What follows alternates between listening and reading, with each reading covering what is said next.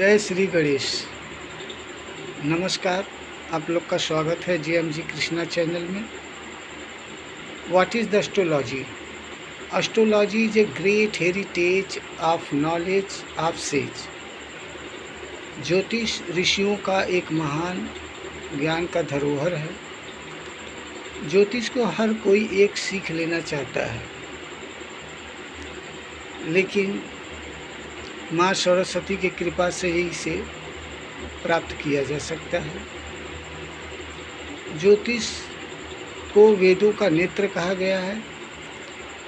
ज्योतिष का रैंडम और उपाय ऐसा है जैसे बीहड़ जंगल में जाने से पूर्व यदि कोई आपको मजबूत जूती पहना दे और आप कांटों को पार करके सहजता से जंगल पार कर सकते हैं। दूसरे उदाहरण से समझते हैं, जैसे शेर और मनुष्य के बीच में कोई बड़ी लंबी दीवार खड़ी कर दी जाए और जिससे शेर थक कर हार कर आक्रमण करने का विचार अपना त्याग दे।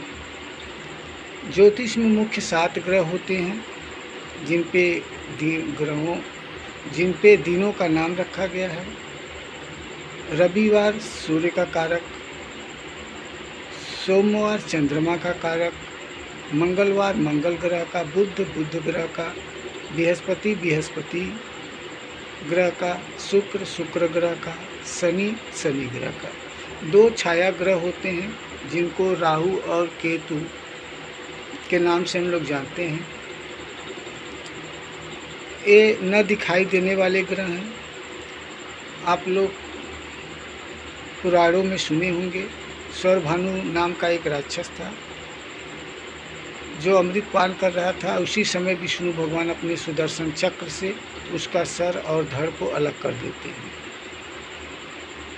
365 दिन में सर और धड़ वापस एक बार मिलते हैं, जो सूर्य ग्रहण में सूर्य को ग्रहण करते हैं और चंद्र ग्रहण में चंद्र को ग्रहण करते हैं। ज्योतिष में 12 राशियाँ होती हैं। मेष, वृष, मिथुन, कर्क, सिंह, कन्या, तुला, वृश्चिक, धनु, मकर, कुंभ और मीन, और 27 नक्षत्र होते हैं। एक अभिजीत नक्षत्र को नहीं जोड़ा जाता है, नहीं तो 28 नक्षत्र होते हैं। तो अभिजीत नक्षत्र को नक्षत्रों में मान्यता प्राप्त नहीं है, उसको नहीं जोड़ते हैं। ज्योतिष का ज्ञान एक ऐसा ज्ञान है जिसके द्वारा उसके ग्रहों, राशियों और नक्षत्रों के तालमेल से कहा गया फलित कदापि मिथ्या नहीं होता है। कंप्यूटर फलित करने में असक्षम है। यह फलित अनुभव से, ज्ञान से प्राप्त होता है और जिसके ऊपर माँ सरस्वती की कृपा होती है। अब हम बात करते हैं राशियों की। हर घर को 2-2 राशियां दी गई हैं, लेकिन सूर्य और चंद्रमा को सिर्फ एक राशियां, एक घर प्रदान किए गए हैं। अब मेष, सिंह, धनु पूर्व दिशा की राशि अग्नि तत्व का कारक है। जिसके लग्न में मेष, सिंह, धनु रहते हैं, उनके अंदर क्रोध की अधिकता होती है। वे किसी से दबते नहीं और किसी से डरते नहीं हैं और अपने लक्ष्य के प्रति हमेशा फोकस करते रहते हैं। मिथुन, तुला, कुंभ पश्चिम दिशा की राशि है, वायु तत्व की राशि। ये वायु से प्रभावित होते हैं, इनको गैस, ये सब चीज़ों की समस्याएं हो सकती हैं। कर्क, वृश्चिक, मीन उत्तर दिशा की राशि, जल तत्व की राशि है। इनके अंदर शांत, धीरज, धैर्यता होता है। वृष, कन्या, मकर दक्षिण दिशा की राशि होती हैं, पृथ्वी तत्व की राशि। ये राशियाँ भोग विलास और वस्तुओं से बहुत प्रेम करते हैं। मेष, कर्क, तुला, मकर चर राशियां हैं। वृष, सिंह, वृश्चिक, कुंभ स्थिर राशियां हैं। मिथुन, कन्या, धनु, मकर द्विस्वभाव राशियां हैं। मेष, वृष, कुंभ, मीन अश्व राशियां हैं। वृष, कर्क, धनु, मकर सम राशियां हैं। सिंह, कन्या, तुला, वृश्चिक दीर्घ राशियां हैं। जिस समय किसी व्यक्ति का, किसी बालक का जन्म होता है, उसी समय आकाश से एक तरह से फोटो खींच लिया जाता है, जिसमें ग्रह और राशियां दर्शाई जाती हैं। राशियों का अपना एक महत्व होता है। राशि जो आकाश मंडल में हम देख भी सकते हैं, जिसे तारों को जोड़ने से कोई न कोई राशियां बनती है। जिस बालक का जन्म होता है सूर्योदय के समय, पूर्वी क्षितिज पर जो राशियां होती हैं उसको लग्न में लिखा जाता है। लग्न व्यक्ति का शरीर होता है। 7वें घर से, लग्न से 7वां घर विवाह का होता है। चौथा घर घर का होता है। 9वां भाग्य होता है।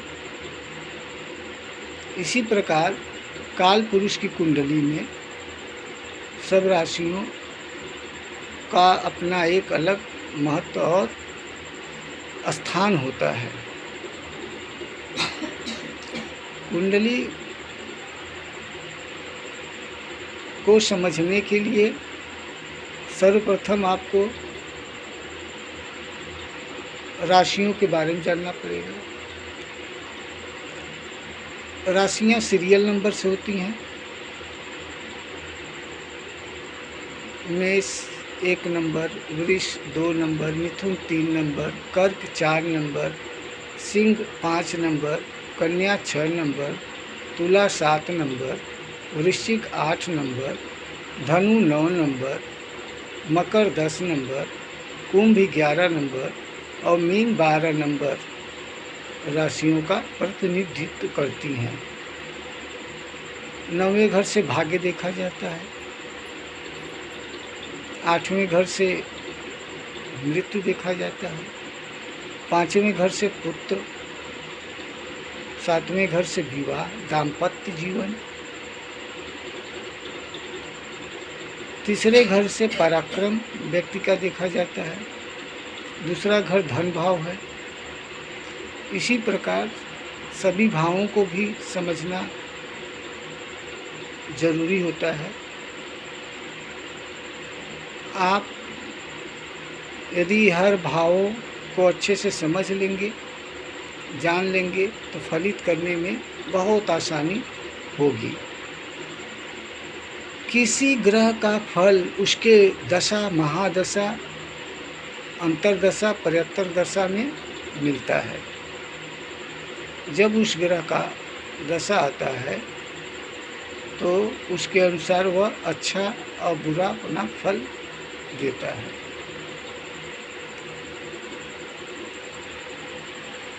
राशियों को, ग्रहों को और नक्षत्रों को समझना बहुत ज़रूरी है। इसको समझने के उपरांत ही आप फलित कर सकते हैं। बस आज के लिए इतना ही। आज की कक्षा में हम बस फंडामेंटल प्रथम सोपान, प्रथम सीढ़ी की बात किए। द्वितीय कक्षा में मैं विस्तार से एक एक ग्रह का गुण स्वभाव समझाऊंगा। यदि आपको कुंडली बनवाना हो तो उसका जो फीस है आप भर के अपना डेट ऑफ बर्थ, समय और स्थान लिखकर भेज दीजिए। मैं उसके अनुसार कुंडली बनाकर आपको दे दूँगा।